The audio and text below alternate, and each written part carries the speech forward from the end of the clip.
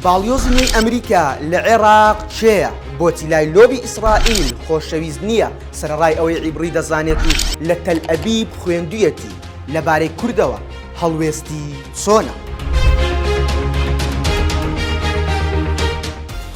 ستاندەرد ستۆری ئەم جارەیان هەموو شتێکتان لەبارەی باڵیۆزی نوێی ئەمریکا لە عێراق بۆ ئاشکرا دەکات. باڵیۆزی نوێی ویلایەتە یەکگرتووەکانی ئەمریکا ئەلینا ڕۆمانۆڤسکی کە لە 2 حوزەیرانی 2022 بەڵگەنامەی متمانە وەرگرتنی پێشکەش بە سەرۆک کۆماری عێراق کرد لە ساڵی 1955 لەدایک بووە. سەرەتای هاتنی بۆ کارکردنی پیشەیی لەگەڵ دەستگای CIA کاری کردووە. دواتر هاتۆتە سلکی دیبلۆماسی ناوبراو پسپۆڕی لە ڕوبەڕووبوونەوەی تیرۆر هەیە.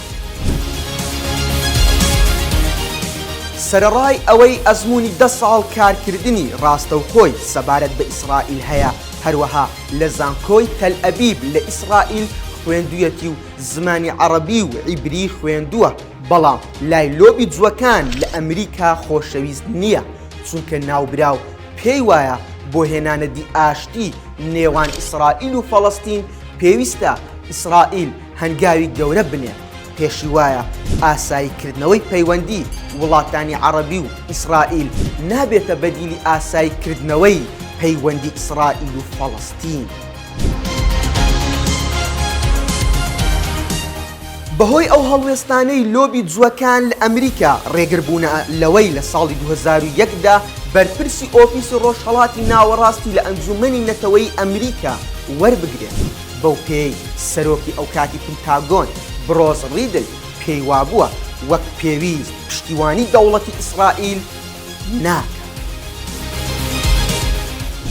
ڕۆمانۆڤسکی دوای ئەوەی لە 2019ەوە لە سەردەمی ترامپ ڕادەست پێدرێت بۆ ئەوەی پۆستی باڵیۆزی کوێد وەربگرێت لە بەردەم ئەنجومەنی پیران لە پەیامێکدا هێرشی کردە سەر ئێران.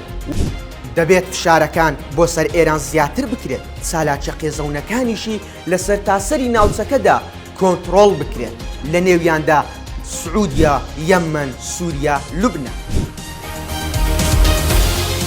ناوبراو بەوە ناسراوە پشتیوانی یەکخستنی نەیارانی کۆماری ئیسلامی ئێران دەکات.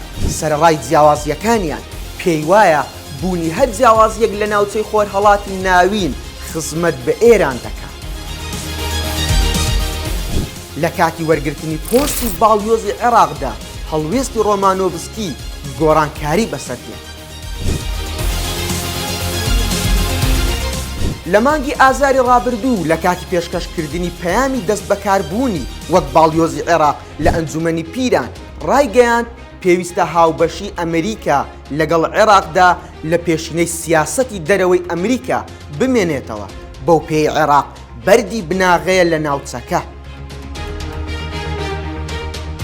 ئەوەی جێی سەرنج بوو لە پەیامەکەی هیچ باسێکی ڕۆڵی ئێرانی نەکرد، بە پێچەوانەی ئەوەی کاتێک لە سەردەمی ترامپ وەک باڵیۆزی کوێت دەست بەکار بوو هێرشی کردە سەر ئێران.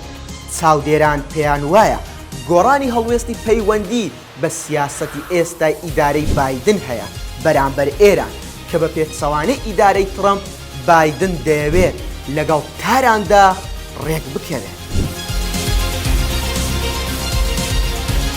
سەبارەت بە هەرێمی کوردستان ناوبراو هیچ سەرسامبوونێکی بە ئەزموونی حکوومەتی هەرێمی کوردستان نییە و تێڕوانینی جیاوازیشی بۆ کوردستان نییە. لە پەیامی دەست بەکاربوونیشی وەک باڵیۆزی عێراق هیچ ئاماژەیەکی بە کورد و حکوومەتی هەرێم نەکرد.